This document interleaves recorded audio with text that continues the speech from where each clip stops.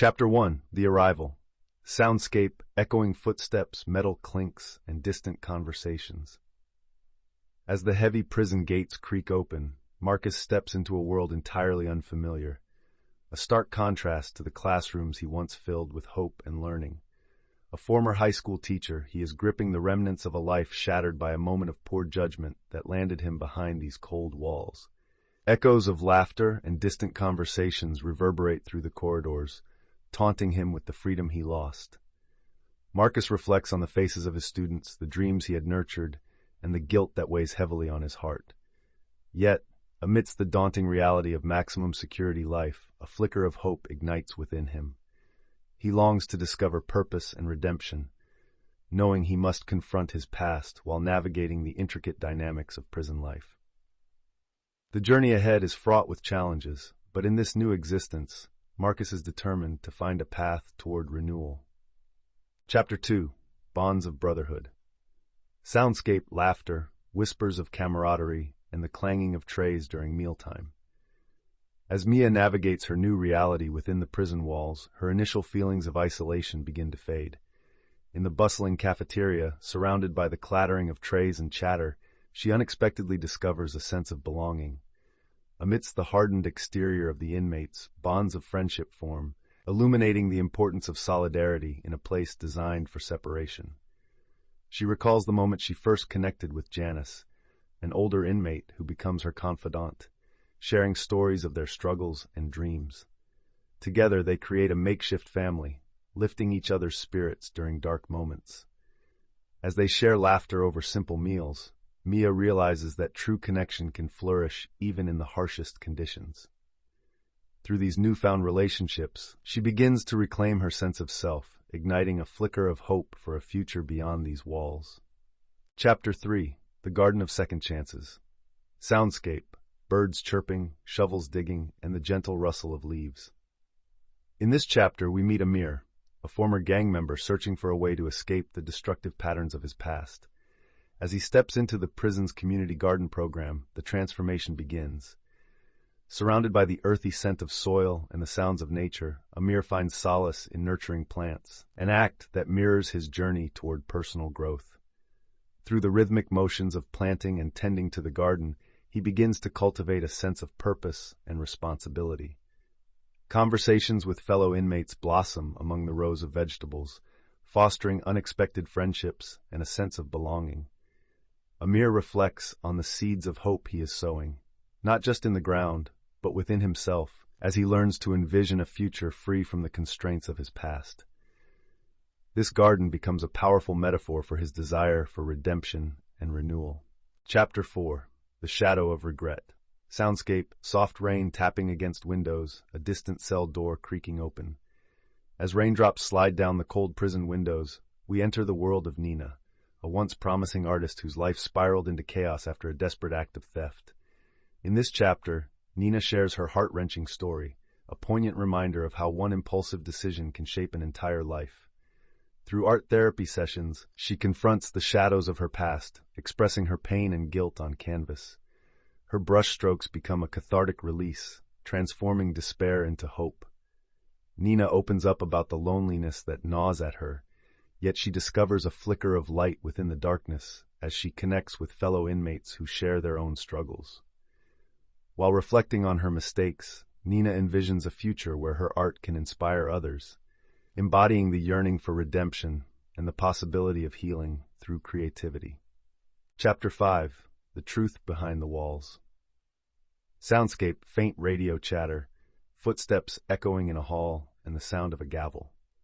Eduardo's voice resonates with urgency as he recounts his experience as a wrongfully convicted gang leader. Trapped behind bars for a crime he didn't commit, he reflects on the painful journey of fighting for justice, revealing the myriad of obstacles he faces within the legal system. With his passion ignited, Eduardo shares the details of his case: flawed evidence, inadequate representation, and the relentless pursuit of truth. Listeners hear the anguish in his voice as he navigates the halls of injustice, grappling with the stigma of his former life while advocating for himself and others. Through his story, he sheds light on the broader systemic issues plaguing the justice system, urging society to confront its biases and failures. Eduardo's unwavering spirit and quest for truth serve as a powerful reminder of the hope that can emerge from the darkest corners of confinement. Chapter 6: Seed Soundscape, Clinking Tools, Laughter, and Soft Conversations in a Classroom. In the heart of the prison, a unique mentorship program thrives, bringing inmates together with volunteers from the outside world. Here we meet Samira, a young woman with dreams of becoming a nurse. She hesitantly walks into the classroom, filled with both excitement and fear. As she engages with her mentor, a compassionate nursing student named Emily, Samira begins to grasp the importance of education in her journey toward redemption. Through shared conversations and hands-on learning, Samira starts to envision a life beyond her incarceration. The laughter in the classroom intermingles with the clinking of tools as they practice essential nursing skills. Emily's unwavering belief in her potential sparks a fire within Samira, motivating her to pursue her dreams fiercely. During this chapter, listeners witness the transformative power of education and mentorship, planting seeds of hope that could grow into a brighter future. Chapter 7: Family Bonds. Phone calls, distant voices of children. In this chapter, we delve into Malik's poignant struggle to maintain connections with his family while incarcerated. As he sits in the visiting room, the sound of distant laughter and the clinking of metal chairs create an atmosphere that simultaneously resonates with warmth and longing. Malik reflects on the bittersweet moments of phone calls with his young daughter, who often asks, "When will you come home, Daddy?" His heart aches as he grapples with feelings of guilt and the desire to be a present father. Through his stories, listeners witness the profound impact of familial relationships during incarceration. Malik's mother becomes his anchor, sharing wisdom and providing unwavering support, while the hope of reuniting with his daughter fuels his determination for personal growth. This chapter highlights the power of love and connection, illuminating how familial bonds can withstand even the toughest circumstances, offering hope amid despair. Chapter 8: The Weight of Isolation. Cell doors slamming shut, muffled footsteps, and the echo of an eerie silence. In this chapter, we delve into Jessica's harrowing experience in solitary confinement. As she recounts her time in isolation, the audience feels the oppressive weight of her loneliness, days stretching into an agonizing blur with only her thoughts for company. The cold, gray walls of her cell become a prison not just of her body, but of her mind, amplifying her fears and regrets. Jessica reflects on the painful solitude that gnawed at her spirit, yet within that darkness, she finds a flicker of resilience.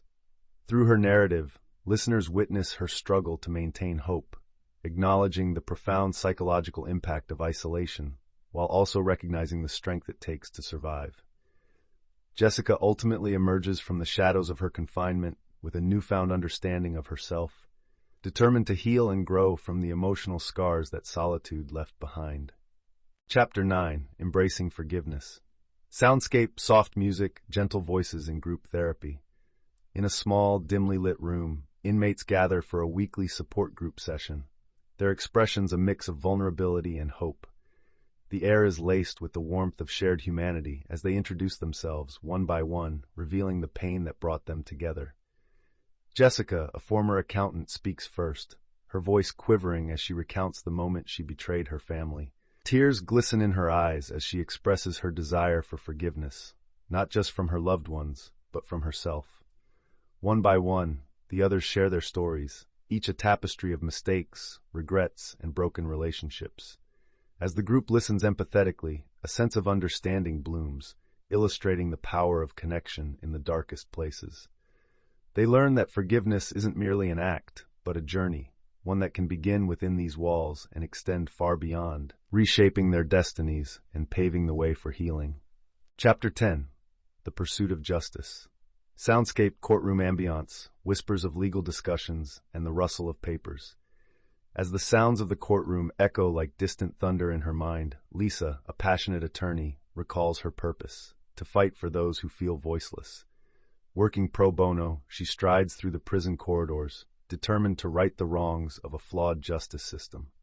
Today, she meets with Thomas, an inmate who claims he was wrongfully convicted. The walls of his cell seem to shrink as he narrates his harrowing story. Lisa listens intently, her heart aching for the lost years and shattered dreams. With every articulate word, she maps out a strategy, hoping to bring his case back to court. They share a moment of hope amidst despair, a reminder that justice, though often elusive, can sometimes be wrested from the clutches of indifference. As the session ends, Lisa's commitment intensifies. Together, they embark on a relentless quest for the truth, driven by the need for redemption. Chapter 11. Letters from the Outside. Soundscape. Paper rustling. Pen scratching on paper. Soft murmurs of anticipation. Narrative. In the dimly lit common area, the atmosphere shifts as inmates gather, clutching letters from loved ones, messengers of hope and connection. Among them is Marcus, who finds solace in a heartfelt note from his young daughter. As he reads her words, a mixture of joy and sorrow washes over him, reminding him of the life he hopes to reclaim. Mia cradles a letter filled with encouragement from her best friend, her spirits lifted by the knowledge that someone is still fighting for her. The sounds of paper crinkling resonate as others read similar letters, unveiling messages of love, missed birthdays, and the trials of waiting. Through these letters, the outside world seeps into the prison's bleak walls, fostering a sense of unity and reminding the inmates of their importance beyond confinement.